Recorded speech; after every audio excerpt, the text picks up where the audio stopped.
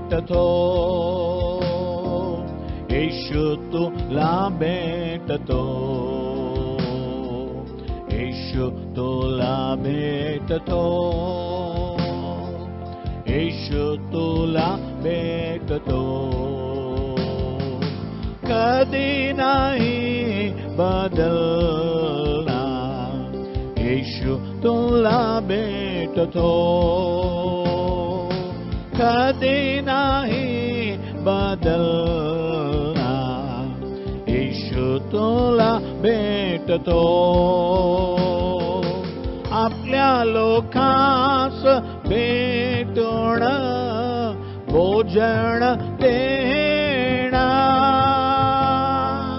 आपल्या लोकांस भेटून भोजन देणार. आज पण तुला तृप्त करणार, आज पण तुला तृप्त करणार, येशू तुला भेटतो, येशू तुला भेटतो. आपल्या लोकांस भेटून रोग सर्व मिटवणार, आपल्या लोकांस भेटून रोग सर्व मिटवणार.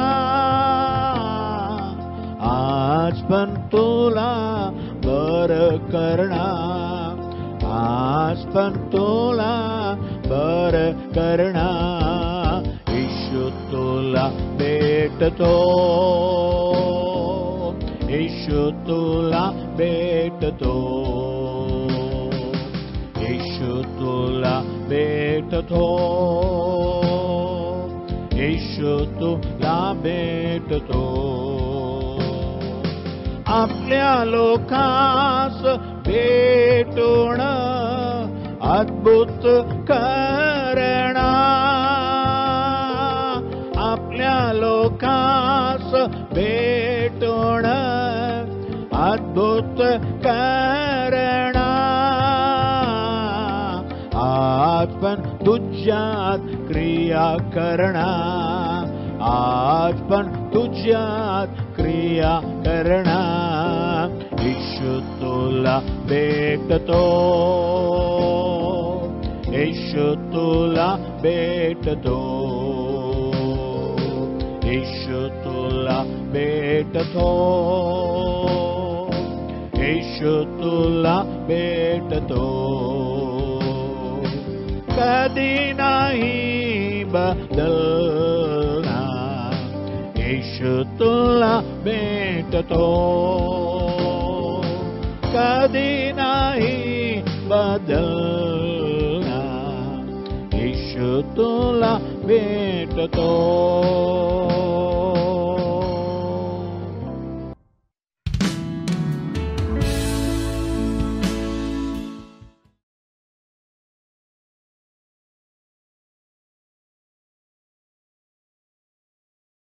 आमेन, हालेलुया. प्रभूच्या नावाचा महिमा हो. पुन्हा एकदा आमच्या प्रिय बंधू बहिणींना येशूच्या नावाने आमच्या नमस्कार, आम्ही अभिनंदन. हा येशू तुला भेटतो कार्यक्रमासाठी तुम्हा सर्वांना आम्ही स्वागत करीत आहोत. आतापर्यंत चांगले गाणे ऐकले. आता आपण देवाच्या वचनाकडे जाऊया.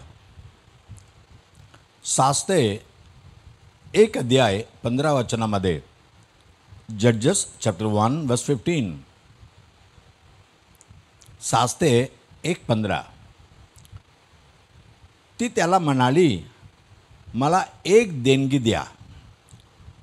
तुम्ही मला नेगेब प्रदेशात स्थायिक केले आहे तेव्हा मला पाण्याची जरेही द्या.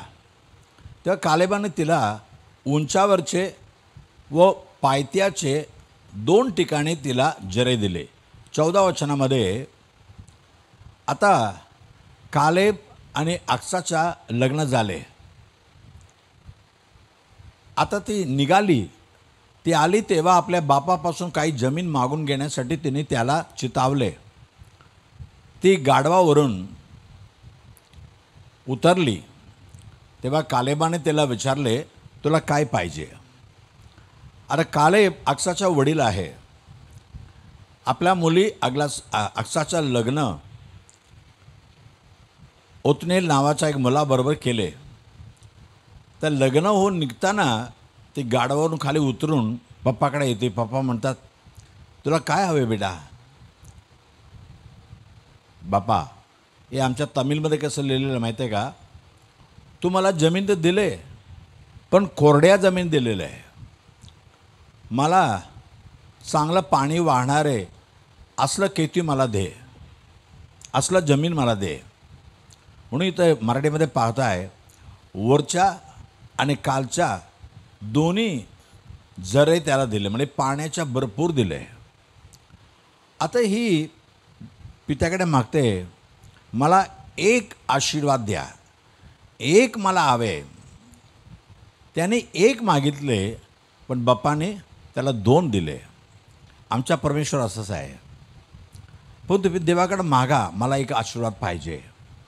नम्र होऊन ते गाढवावर बसूनच त्याच्या पित्याकडे वडिलाकडे मागितले असते, नाही, गाढवून उतरली. आणि दुसरं नवऱ्याला विचारते, जातो मी माझ्या बाप्पाकडे. असे नम्र या जगाची पित्याला त्यांनी एक मागितली, पित्याने त्याला 2 दिलं. स्वर्गीचे पित्या असं आहे ना. तुम्ही मत्ती 7:11 मॅथ्यू 7:11, मत्ती 7:11. मग तुम्ही वाईट असताना आपल्या मुलाबाळांना चांगल्या देणग्या देणे तुम्हाला समजते, तर तुमच्या स्वर्गातील पित्याजवळ जे मागतात त्याला तो किती विशेष करून चांगल्या देणग्या देईल. वडील वाईट असू दे तरी मुलांना चांगल्या गोष्ट देतो, पण स्वर्गीय पित्या, आमच्या स्वर्गीचा बाप, तो चांगला आहे, तो वाईट नाही आहे. वो तुम्हाला चांगुलपणा देणार नाही का? म्हणून आज देवाकडे मला एक आशीर्वाद पाहिजे असं विचारा. ते कुठल्या प्रकारचे आशीर्वाद असू दे. एक घरासाठी, चांगली नोकरीसाठी, चांगल्या शिक्षणासाठी, मुलांच्या लग्नासाठी आणि घराच्या शांतीसाठी, काय आशीर्वाद तुम्हाला पाहिजे विचारा. मला एक देणगी दे, एक आशीर्वाद दे प्रभू. कारण माझ्या जीवनामध्ये सगळं काय सुख जमीन आहे. जीवनामध्ये शांती नाही, अशांती आहे. शांती दे. येशूने म्हटलं योहान 14:27, जॉन 14:27, योहाना 14:27, मी तुम्हाला शांती देऊन ठेवतो, मी आपली शांती तुम्हाला देतो. जसे जग देते तसं मी तुम्हाला देत नाही. तुमचे अंतःकरण अवस्थ अथवा भयभीत होऊ नये. मी आपली शांती तुम्हाला देतो. जग देते तसंही मी तुम्हाला देत नाही. जगातील शांती कसं आहे? चला, आज मित्राबरोबर गेले, चांगले फ्रँकी खाल्ले, उसळपाव मिसळपाव सगळे खाल्ले, वाह किती चांगलं वाटतं. ते थोड्या वेळासाठी, ते आजन झाल्यानंतर परत भूक लागते का नाही? पण येशू देणारा शांती सदैव तुमच्यामध्ये असतो. ते शांती कोणी तुमच्याकडे काढू शकत नाही. मग आज देवाकडे काय एक आशीर्वाद मागत नाही. आणखीन एक गोष्ट पाहूया. उत्पत्ती 27:36 वचनामध्ये, उत्पत्ती 27:36, जेनेसिस 27:36.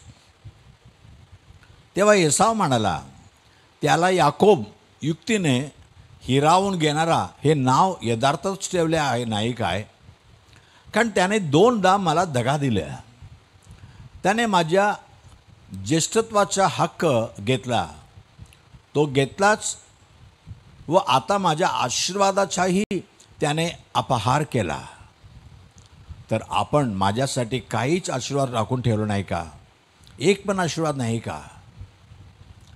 आणि 38 वचनामध्ये वर्स 38 तो म्हणतो, तेव्हा एसा बापाला म्हणाला, आपल्याजवळ एकच आशीर्वाद आहे काय? बापा, मलाही आशीर्वाद द्या. आणि एसाव हेल काढून रडला, जोराने रडायला लागला. इथे काय गोष्ट झालं, इसहाकला 2 मुले होते. मोठा एसाव होता आणि दुसरा याकोब होता. येसावाला आता देवाने एक नियम ठेवलं होतं, ते पहिले जन्मेल जे ज्येष्ठ असेल त्या मुलाला बापाच्या जे काही जायदाद आहे ते 2 द्यायला लागेल. लहान मुलाला 1 घर, तर त्याला थोरल्याला 2 घर, 2 गेती, 2 गाडी, सगळं असं द्यायला लागतो. हे देवाचा नियम आहे. पण एसाव आहे ना, एक शिकारी होता. तो रानामध्ये जाऊन शिकार करून यायचं. एकदा असंच रानात जाऊन शिकारी करून काय भेटलं नाही, खूप थकला होता. आणि त्यावेळी हा त्याचा लहान भाऊ एसाव घरामध्ये काहीतरी कढी बनवत होता, लाल कढी बनवत होता. त्याला पाहिल्याला भूक लागली, कारण बिचारा सकाळपासून शिकारीला गेला होता ना. तर म्हणला, अरे बाबा मला खूप भूक लागलेली आहे, त्या कढीमधून मला थोडं दे ना. ती आमटी कढी का गोड कढी का माहीत नाही. पण याकूब काय म्हणतो, तुला बापाचं 2 भाग, मला 1 भाग का? हा, तो ज्येष्ठ म्हणून तुला ज्येष्ठ पुत्राचा भाग आहे ना. तर येसाव काय म्हटलं, असं मजाने म्हणतो, हे ज्येष्ठ भाग घेऊन का मरणार आहे का रे? मरायचं का मला? मी आता मरणार आहे, मला खायला दे पहिला. तर याकूब शाणा आहे, तो म्हणतो, मग लिहून दे, मला कागदामध्ये लिहून दे ना, जो ज्येष्ठ पुत्र भाग मला देऊन टाकला म्हणून. तर मला, अरे आण रे, पेपर आण रे, मी सही करतो रे, लिह. आणि याकोबाने चालाकीने लिहून घेतला. आता एसावच्या त्या ज्येष्ठ पुत्राचा भाग आता याकोबाला गेला. एवढंसं कढीसाठी त्याने विकून टाकलं. नंतर रडला, अरे बाप रे, मी काय केलं? एवढीसं कढीसाठी, लाल कढीसाठी मी माझं सगळं जायदाद त्याला विकून टाकला, तर मी काय करणार? असं शैतान आपल्याला फसवतो. आम्हाला या जगाच्या थोडं काय तर दाखवून आपल्या प्राणाला आपल्यापासून विकून घेतो. असंच आदामाला, अव्वाला शैतानाने फसवलं. एक फल दाखवून त्यांच्या सर्व हक्क, त्यांच्या सर्व अधिकार त्यांनी हडप करून घेतले. म्हणून आज शैतानाच्या हातामध्ये जगाचा काही अधिकार आहे, लोकांना आपल्या वशामध्ये आणतो. तो असंच तुम्हाला फसवू नका. आणि दुसरी गोष्ट, एक दिवस काय झालं, एसा याकूबचा वडील होता, त्यांनी एसावला बोलवलं. कारण काय, त्याला मोठ्या मुलावर खूप आवड होती, प्रेम होता. एसा, इकडे तू जा, रानामध्ये शिकार कर आणि चांगले शिकारी आण आणि मला चांगलं पकवून दे, मी ते खाईल आणि तुला आशीर्वाद देईल. आता मला मरणाच्या वेळ आलेला आहे, मरायच्या अगोदर तुला आशीर्वाद देऊन जायचं आहे. आणि एसाव गेला शिकारीला. आता एसाव बरोबर इसाक बोलताना, इसाकच्या बायको आहे ना रेबेका, ती तिथं ऐकत होती. काय बोलतात रे? ऐकली. आणि तिला तर लहान मुलगा याकोबावर प्रेम जास्त होतं. त्याने याकोबाला बोललं, अरे बघ, जेव्हा वडील काय म्हणतो, दोघाला आशीर्वाद द्यायला पाहिजे ना, मोठ्याला आशीर्वाद देणार आहे. तू काय कर, जा, लवकर जा, तू आपल्या मेंढरापासून चांगलं दोन मेंढरं घेऊन ये, मेंढराचा पाळ म्हणजे कोकरा घेऊन ये, मी त्याला चांगलं पकवून देतो. तुला वडिलाला कसं टेस्टी आवडतो तसं मला माहीत आहे, मी बनवून देतो. आणि तू जा वडिलाकडे आणि वडील तुला आशीर्वाद देईल. तेव्हा याकूब म्हणतो, आई, माझ्या मोठ्या भावाला ना हातामध्ये, गळ्यामध्ये, शरीरामध्ये खूप जास्त केस आहे. आता इसाकला डोळे दिसत नाही, तो म्हातारा झाला. पण त्याने हात यूत लावलं तर काय होणार? जा रे, त्याची काळजी मी घेतो, तू घ्या. आणि बाप्पाने काय श्राप दिलं ते माझ्यावर येऊ दे, जा. आणि याकोबाने धरून आणलं 2 कोकरे आणि त्याला तिने चांगलं पकवून दिले. आणि तिने काय केलं, त्या कोकराच्या चमडी काढून याच्या हातामध्ये, गळ्यामध्ये टाकले. आता माहीत आहे तुम्हाला, मेंढरांचा वर किती केस असतो, भरपूर केस आहे. आता याकूब गेला, म्हणतो, बापा, हे कोण आहे रे? मी तुमचा मोठा मुलगा एसाव आलेला आहे. अरे, एवढं लवकर कसं आलं? हां, मी काय करू, तुमच्या देवबापाने मला लवकरच शिकार दिली ना, मी घेऊन आलो. तर तो म्हटला, जवळ ये बघू, तू माझा मोठा मुलगा एसाव आहे का मला बघू दे. आणि त्याने हात फिरवला, गळ्यामध्ये हातामध्ये हात फिरवला. अरे, हा तर माझा मोठा मुलगा एसावच आहे, त्याला जास्त केस असते. तो म्हटला, अरे आवाज तर याकोबाचं वाटतं ग, पण रूप तर येसाचं आहे ना. हा, येसाच असेल, आवाज घसा बसला असेल बाबा, म्हणून असा बोलतो. चला आण रे. खाल्ला, त्याला आशीर्वाद दिला. तो आशीर्वाद घेऊन गेला.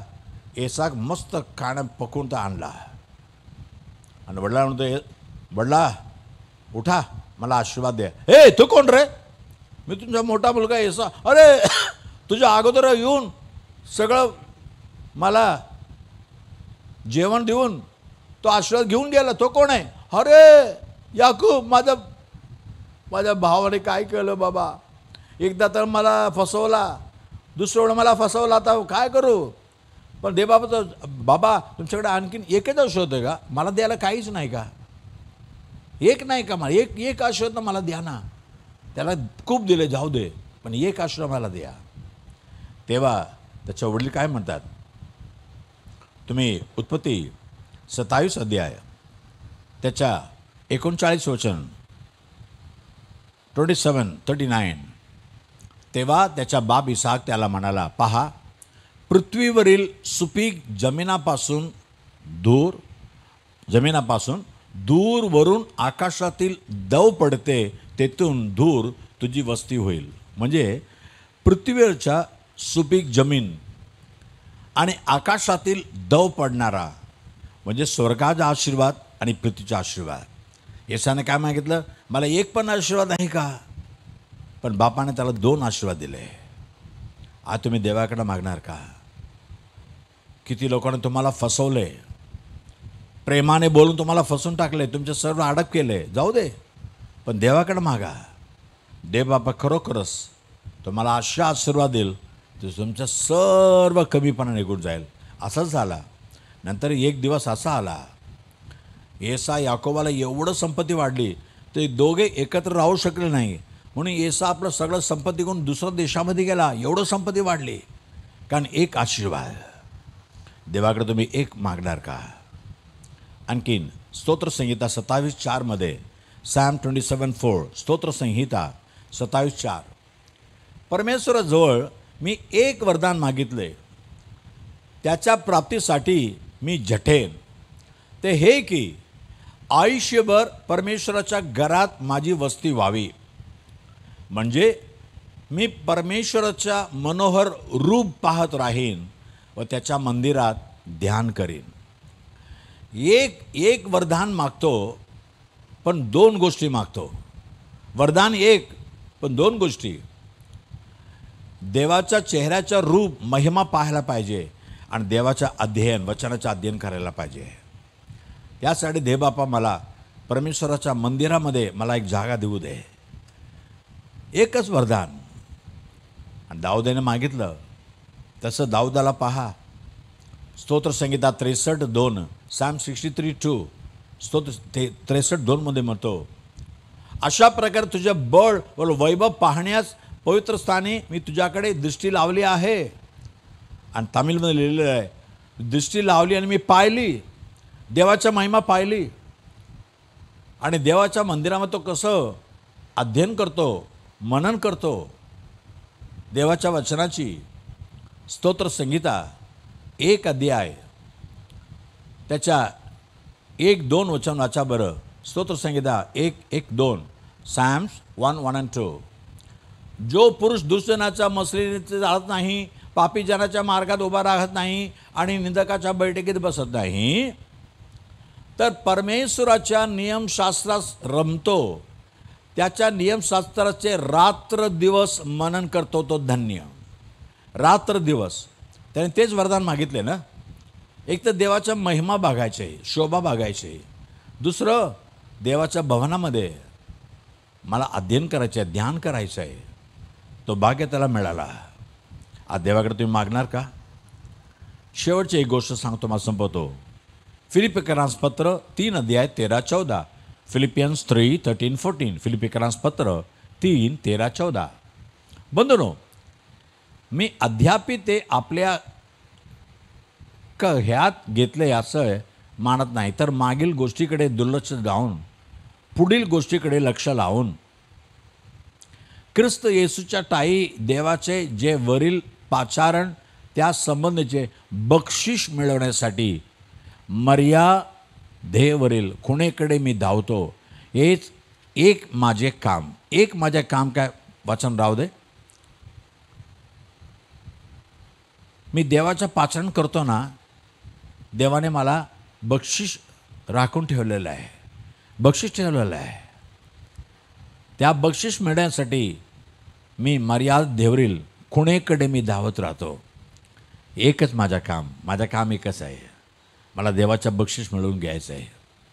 एक मराठीमध्ये आम्ही भाषांतर केलेले गाणं बी एक पंक्ती गातो. स्वर्गीच्या बक्षिसासाठी मी खुणेकडे धावितो, स्वर्गीच्या बक्षिसासाठी मी खुणेकडे धावितो. धावितो माझा येशूसाठी मी धावितो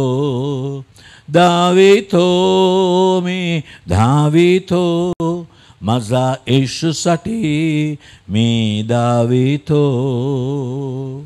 हालेलुया. मला एकच काम आहे. देवाने मला पाचरण केलेलं आहे, मला बोलवलेलं आहे त्याच्या सेवामध्ये. माझ्यासाठी राखून ठेवलेलं बक्षीस मला पाहिजे. तिमोथेकरांस दुसरी पत्री 4:7 आणि 8 मध्ये 2 तिमोथी 4:7 and 8 तो काय म्हणतो बघा. जे सुयुद्ध ते मी केले आहे, दाव संपवली आहे, विश्वास राखला आहे. आता जे राहिले ते हेच की माझ्यासाठी नीतिमत्वाचा मुकुट ठेवला आहे. प्रभू जो नीतिमान न्यायाधीश आहे तो त्या दिवशी मला तो मुकुट देईल, आणि तो केवळ मलाच नाही तर त्याचे प्रकट होणे ज्यांना प्रिय झाले आहे त्या सर्वांनाही देईल. मला एक नीतिमत्वाचा मुकुट परमेश्वराने ठेवलेला आहे. कारण मी माझे युद्ध संपवलं आहे, माझे धाव मी संपवलेलं आहे. आता माझ्यासाठी मुकुट आहे. फक्त माझ्यासाठी नाही, येशूच्या आगमनाच्या वाट पाहणारे सगळ्यासाठी देवाने मुकुट ठेवलेलं आहे. आता तुम्हाला खात्री आहे का? एकच काम आहे, ते बक्षीस, ते मुकुट मला मिळवून घ्यायचे आहे. म्हणून देवाने तुम्हाला जे धाव ठेवलेलं आहे त्या धावामध्ये बरोबर धावा. इकडे तिकडे पाहू नका, धावत जा, मागे वळू नका. बक्षीस राखून ठेवलेलं आहे परमेश्वराने, ते घ्यायला पाहिजे ना. चला आपण प्रार्थना करूया. मला एक आशीर्वाद दे. आज येशू प्रभूकडे तुम्ही, येशू प्रभू माझ्या पापाची क्षमा कर, मला तारण दे म्हटलं तर तो तारण पण देईल. आणि त्याबरोबर तुम्हाला आपले लेकरं बनवून घेतील, आपले संतान बनवून घेतील. माझ्या प्रिय बंधूंनो, फक्त येशू ख्रिस्त देवाचे पुत्र आमच्यासाठी जगामध्ये मानव म्हणून आला. तो देवाचा पुत्र होता, पण त्याने स्वतःला वधस्तंभावर खिळलेला दिला. तो मेला, गाडीला गेला, ते जिवंत उठला, आज पण जिवंत आहे. पण येशूचा काय उद्देश आहे? मी देवाचा मुलगा आहे, मला विश्वास करणे सगळे देवाच्या मुलं मुली व्हायला पाहिजे. तुम्हाला ते हक परमेश्वर देतो. आज येशूकडे येणार का? आशीर्वाद मागणार का? पवित्र दे बापा, धन्यवाद. अक्साने मागितलं एक आशीर्वाद दे बापा, त्याला 2 आशीर्वाद दिले. आज तुझ्याकडे मागत आहे, दे बापा पापाची क्षमा दे, पापाची क्षमा पण दे आणि स्वर्गाचा निश्चय पण दे, आणि तुझ्या लेकर होण्याचा हक्क दे प्रभराजा. आणि जे काय आशीर्वाद मागतात तू दे बाबा. तू आमचा देवबापा आहे, चांगलं देवबापा आहे. आशीर्वाद दे. लोकांनी मला फसवले, माझे सर्व लुटले असं म्हणून येत आहे, एसावसारखा, अय्यूबसारखा. पण देवबापा तू आशीर्वाद दिला तर आमच्या सर्व कमीच्या भरपाई होऊन जाईल प्रभू. जे काय हरवले ते सगळं त्यांना दुप्पट भेटू दे प्रभू. आणि लोकांपुढे मान वाकलेला आहे, आता मान वर करून चालायला पाहिजे असं त्यांना आशीर्वाद कर प्रभू. दाऊदासारखा मला एक गोष्टी पाहिजे, देवाच्या महिमा पाहायच्या आहे आणि देवाच्या वचनाचा अध्ययन करायचं आहे. हे दोन्ही आशीर्वाद लेकराला दे प्रभू. आज पुष्कळजण देवाच्या महिमा, देवाच्या शोभा बघायसाठी प्रयत्न करतात, प्रार्थना करतात. त्या सर्वांना तुझ्या महिमा दिसून येऊ दे प्रभू. आणि बायबल पवित्र शास्त्राला रात्र दिवस अध्ययन करायला पाहिजे असं त्यांना ज्ञानबुद्धी दे प्रभू. आणि पौलासारखा मला एकच काम आहे, माझ्यासाठी देवाने राखून ठेवलेलं ते बक्षीस मला मिळवून घ्यायचं आहे, म्हणून आमच्या धावामध्ये धावायचं आहे. सेवेचे धाव असू दे, साक्षीचे धाव असू दे, आणि जीवनाच्या कुटुंबाच्या जे जबाबदारी आम्ही पूर्ण करण्याचा ते दावा असू दे, आमच्या दावामध्ये बरोबर धावायला पाहिजे.